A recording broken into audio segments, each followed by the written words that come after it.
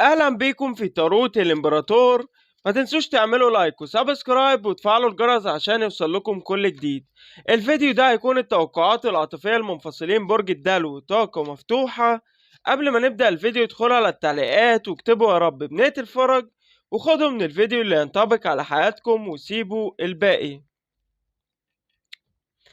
برج الدلو، انا شايف ان الشخص اللي انتوا بتحبوه ويمكن تصرفاته كتير تعباكم او ارهقتكم واستنفذت مشاعركم او احترتوا في امره. الشخص ده اصلا طول الوقت بيفكر فيكم وطول الوقت مشغول بيكم وطول الوقت بينه وما بين نفسه مهتم بيكم. وانا شايف ان الكروت هنا عايزة تقول لكم معلش تحملوا الشخص ده وتمسكوا بيه وما تفقدوش الامل وما تفقدوش هدفكم، لأن انتوا جواكم شعور معين ويمكن جواكم إحساس إن الشخص ده محتاج لكم والشخص ده كتير بيحبكم. بس انتوا شايفين إن تصرفاته زي ما تكون كتير متناقضة وعكس اللي انتوا بتحسوا بيه. وأنا شايف إن في حاجة ربنا يرزقكم بيها، سواء كان في حاجة انتوا بتدعوا ربنا إن هي تتحقق، سواء كان ربنا شايف إن انتوا قد إيه صبرتوا وقد إيه اتحملتوا وتستحقوا الأفضل. وزي ما يكون في خير كبير وفرحة كبيرة من ربنا ليكم. بس ثقوا في إحساسكم، لأن انتوا عندكم القدرة إن انتوا توصلوا لهدفكم وتمسكوا بهدفكم واسعوا ليه، واسعوا نحو الشخص ده واستمروا في المحاولة مرة واتنين ومليون، وخليكم واثقين في إحساسكم وفي مشاعركم. بس انتوا عندكم القدرة إن انتوا توصلوا لقلب الشخص ده إذا ما كنتوش بالفعل وصلتوله. وتصرفات الشخص ده يمكن كتير بتحسوا حتى لو الشخص ده قال لكم ان انا مش ببادلكم نفس المشاعر او نفس الشعور، او زي ما تكونوا بتحسوا بقسوة من الشخص ده اتجاهكم، او زي ما يكون مش مشتاق ليكم ومش عايز يكلمكم طول الوقت زي ما انتوا ما بتكلموه. لكن هو قلب الشخص ده اصلا كتير مشغول بيكم وكتير بيحبكم وكتير متعلق فيكم. والشخص ده لما بيفكر فيكم زي ما يكون في إحساس جواه بيتولد إن هو عايز يتواصل معاكم وعايز يكلمكم. بس هو في نفسه بيكابر، إن هو بيقول في نفسه إن أنا لازم أكون تقيل شوية، وإن لازم مش كل حاجة قلبي يقول عليها أعملها. هو الشخص ده كده وطبعه كده.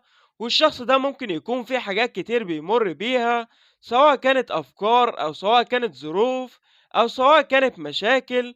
الشخص ده ممكن يكون اتعرض لاستغلال كتير في حياته، ويمكن الشخص ده على الرغم من ان هو مش ممكن بيكن لحد شر، بس بيحس ان زي ما يكون الناس بتحاربه، او الناس مش عايزاه ان هو يقف على رجله، او ان الناس مش عايزاه تشوفه في وضع حلو، او مش بتتمنى له الخير.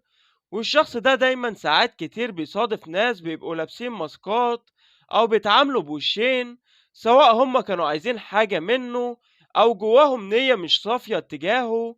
فالشخص ده دايما بسبب طيبة قلبه، أو يمكن بسبب معدنه الطيب وبسبب الناس اللي مرت في حياته، بقى مش كل حاجة قلبه يقول عليها بيعملها، لأن يمكن القرارات اللي خدها قلبه قبل كده ضيعته كتير أو وقعته في مشاكل، أو بسببها تعرض لخذلان أو لاستغلال. ويمكن الشخص ده من النوع اللي الناس بتحاول تعرفه وتكسب قربه، ولما الشخص ده بيفتح الباب ليهم بيلاقي فيه حاجات هو ما كانش متوقعها، اللي هو ايه ده بيبقى مستغرب، اللي هو ما كانش بيبقى متخيل كده، اللي هو بيقول لنفسه انا كتير يمكن اتعاملت معاكم بحب وبمصداقية وبنية طيبة وبنية صافية، بس أنا اتقابلت بحاجات أو بمشاعر كتير غير خالص اللي أنا بحسها اتجاهكم، سواء كانت علاقة حب أو صداقة أو حتى على النطاق العائلي.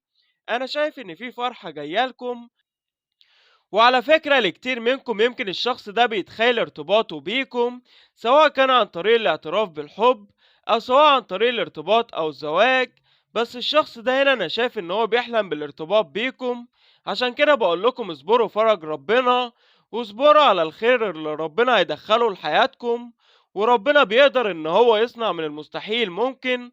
فحتى إن كان في مشاكل أو في عقبات أو في بلوكات ما بينكم، أو لو الشخص ده بيمر بظروف صعبة أو مخاوف أو زي ما يكون شكوك جواه، الشخص ده حبكم هيقدر يغيره.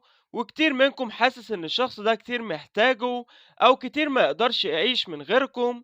فثقوا في مشاعركم وحاولوا ان انتوا تتحملوا الشخص ده. انا مش حاسس ان العلاقة دي سامة او ان انتوا تبعدوا، لا بالعكس، على الرغم يمكن من التعب او من الحزن او من الهموم اللي انتوا بتمروا بيها او من تناقضات الشخص ده اللي هي عكس اللي انتوا بتحسوا بيها. زي ما قلتلكم، بس خلي عندكم ثقة في مشاعركم، لان انتوا في الاخر هتوصلوا للي انتوا عاوزينه. والشخص ده يمكن حاسس ان هو في نفق ومش قادر ان هو يخرج منه، او حاسس ان هو ماشي في نفق ومش عارف اخرته ايه، وحاسس لما بيفكر ان اخرته هيبقى فيه طريق مسدود او فيه ضلمة. لكن انا شايف هنا ان انتوا بتبادلوا بعض نفس الاحساس، وانتوا ممكن بتشبهوا بعض كتير، وانتوا ممكن يمكن مريتوا بنفس الامور او بنفس الظروف او بنفس الخذلان او خلافه.